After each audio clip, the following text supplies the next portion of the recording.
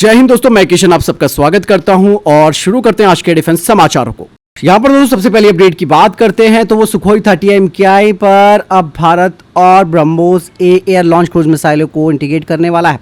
मतलब साफ है कि 20 और सुखोई 30 MKI पर इन ब्रह्मोस मिसाइलों को लगाया जाएगा और इसकी थर्ड स्क्वाड्रन 2027 तक तैयार हो जाएगी।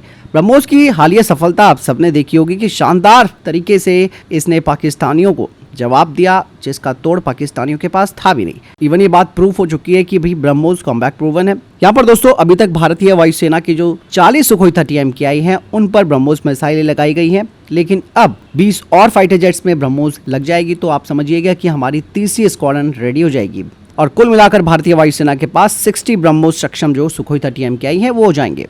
हालांकि मिसाइल काफ़ी भारी होती है, इसका वजन ऑलमोस्ट 2.5 टन का है। हालांकि इसका एक और नया वेरिएंट तैयार किया जा रहा है ब्रह्मोस नेक्स्ट जनरेशन का, जो कि इससे कम से कम वजन में आधी होगी, तो उससे कम से कम सुखोई 30 MKI अपने साथ 2 ब्रह्मोस मिसाइलें ले जा सकता है। लेकिन फिलहाल अभी के लिए जो केवल एक ही BrahMos missile Sukhoi 30 MKI carry कर सकता है, तो 20 और फाइटर जेट्स पर इन्हें लगाने के बाद भारत के पास अच्छी खासी स्ट्रेंथ हो जाएगी कि अगर हमें 1 बाय 1 स्ट्राइक करना है दुश्मनों के टारगेट पर तो फिर 60 मिसाइलें ब्रह्मोस की बहुत हो जाती है दोस्तों।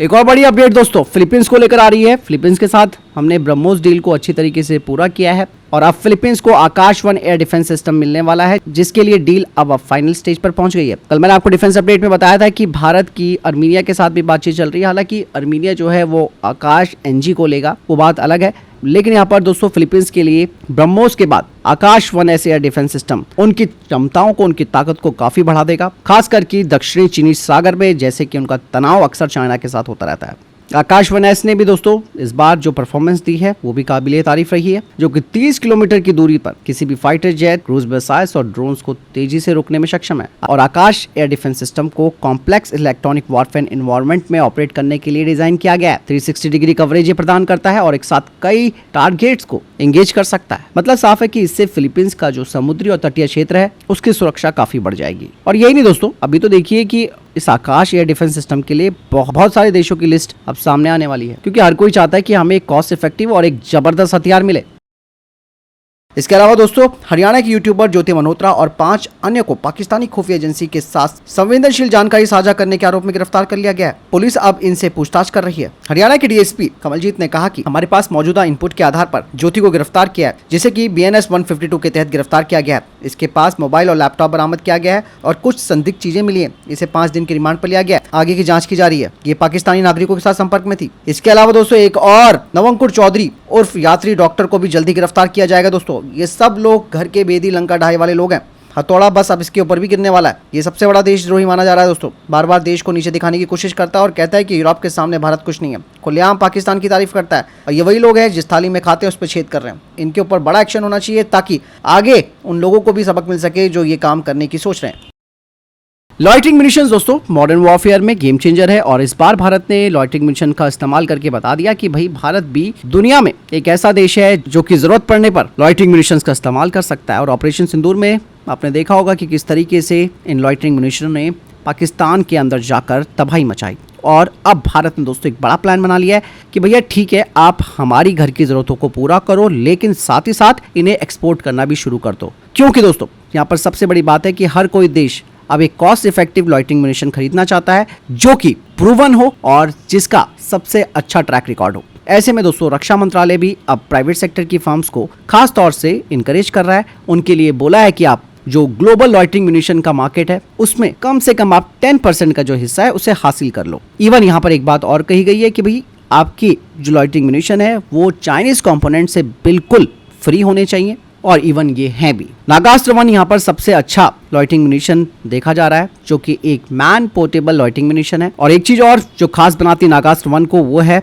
इसकी कीमत का काफी कम होना। लगभग 1.5 लाख के आसपास इसकी कीमत बताई गई है, यानी कि ये दुनिया का सबसे किफायती लॉइटरिंग म्यूनिशंस है। और साथ ही साथ दोस्तों दुनिया भर में जो छोटी सेनाएं हैं और जो स्पेशल ऑपरेशन वाली फोर्सेस हैं उनके लिए तो दोस्तों ये बहुत अच्छा ऑप्शन बन सकता है, क्योंकि ये अपने सटीक हमले के लिए जाना जाता है और लॉइटरिंग म्यूनिशंस कामिकाज़े ड्रोन भी कहे जाते हैं। अब दोस्तों यहाँ पर एक चीज और मैं बता दूं कि यहाँ पर केवल नागास्त्र 1 ही एकमात्र ऑप्शन नहीं है। भारत के पास और भी सारे नए खिलाड़ी हैं जो कि कामिकीजी ड्रोन्स को तैयार कर रहे हैं। और नागास्त्र 1 का एक और वेरिएंट आ गया है, नागास्त्र 2, जिसकी रेंज काफी ज्यादा है, पेलोड क्षमता भी बड़ी है। इसके अलावा न्यू स्पेस रिसर्च टेक्नोलॉजी का अल्फा एस और अल्फा आर ये स्वार्म ड्रोन्स है। वेदा डिफेंस का एंटी रेडिएशन लाइटिंग म्यूनिशन जिसे कि सीड मिशंस के लिए डिजाइन किया गया है। ये सारी प्राइवेट सेक्टर की कंपनियां दोस्तों भारत की घर की जरूरतें पूरा करने के अलावा अब ग्लोबल मार्केट में अपनी उपस्थिति दर्ज कराने के लिए तैयार हो चुकी हैं। भारत सरकार का पूरा सपोर्ट मिल गया है। तो चीजें ऐसी होती हैं दोस्तों। और यहाँ पर एक चीज और मैं आपको बता दूं कि चाइना को जिस तरीके से एक बड़ा धक्का लगा है उसकी हथियार मार्केट में ऑपरेशन सिंदूर के बाद, भारत के पास ये मौका है कि उस मार्केट को ग्रैब कर ले। अब दोस्तों यहाँ पर एक बड़ी बात सामने आई है कि भारत के पास, आप सबको मालूम है कि हाल ही में PL-15 मिसाइल हमें मिली है और इसका जो रैकेज है उससे अब डेटा निकालने की बात कही जा रही है। लेकिन इस डेटा पर जो सबसे बड़ी नजर है वो है 5 आइस अलायंस की, जिसमें कि US, UK, कनाडा और ऑस्ट्रेलिया और न्यूजीलैंड आते हैं। साथ ही साथ दोस्तों इस मलबे पर फ्रांस और जापान की नजर भी है। अब ये सब चाहते हैं कि भाई भारत इनके साथ डेटा शेयर कर दे PL-15 का, क्योंकि ये एक लंबी दूरी की मिसाइल है जिसका इस्तेमाल खुद चाइना अपने J-20 फाइटर जेट से भी करता है। इसीलिए ये सभी देश दोस्तों भारत से इसका डेटा शेयर करने के लिए बोल रहे हैं।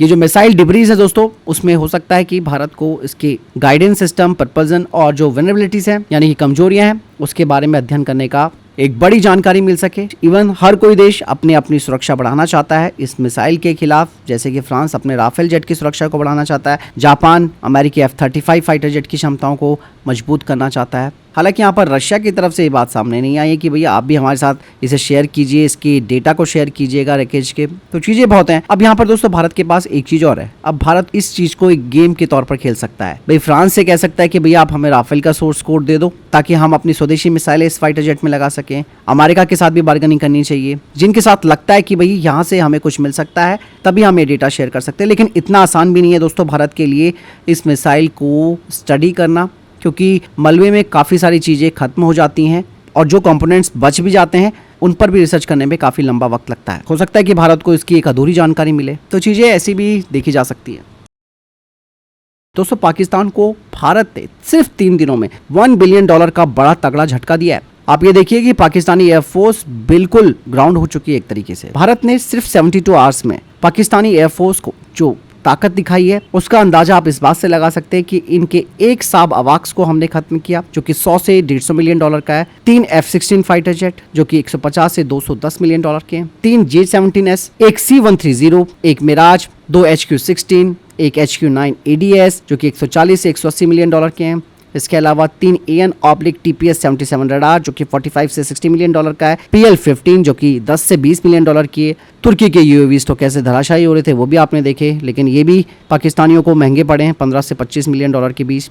फतेह मिसाइल जिसे कि हमारे MR से हमने खत्म किया।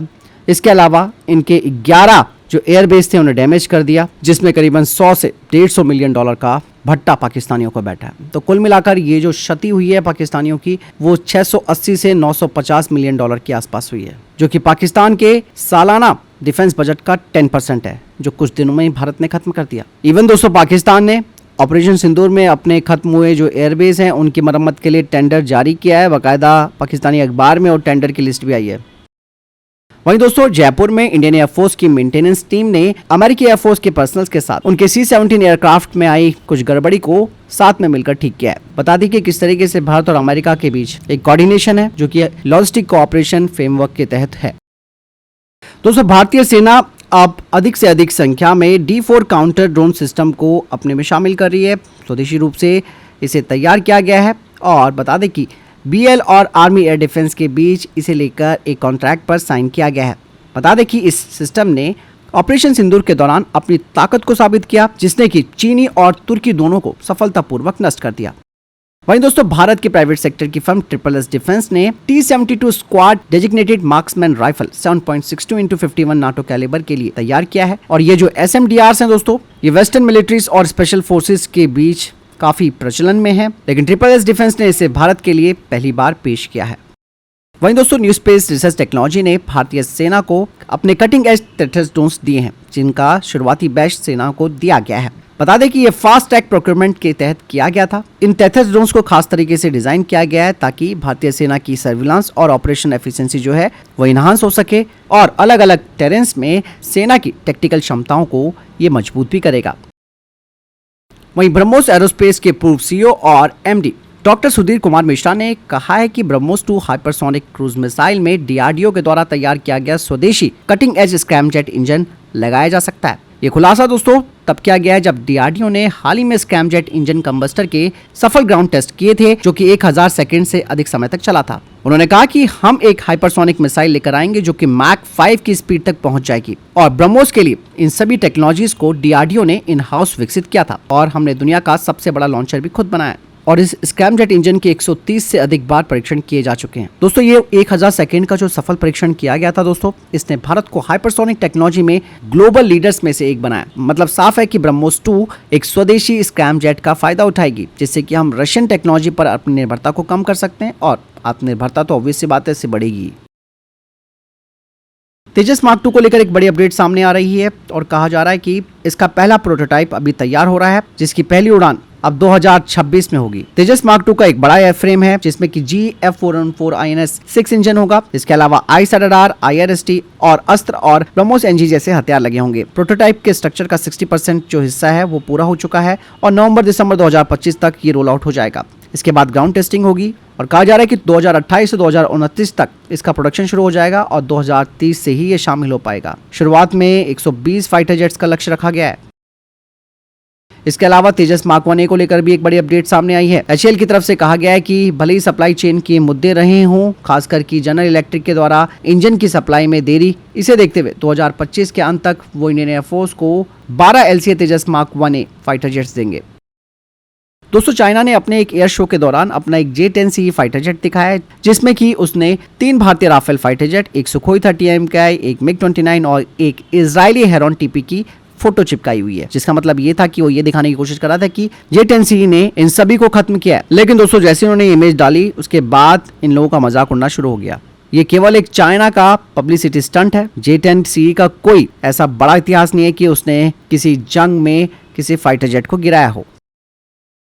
तो फिलहाल इतने अभी तक के टॉप डिफेंस अपडेट। वीडियो के सामने कोई प्रश्न जवाब है, आपको कोई सवाल है, कमेंट सेक्शन में लिखकर जरूर पूछ सकते हैं। वीडियो को लाइक और शेयर जरूर कीजिएगा। जय हिंद, वंदे मातरम।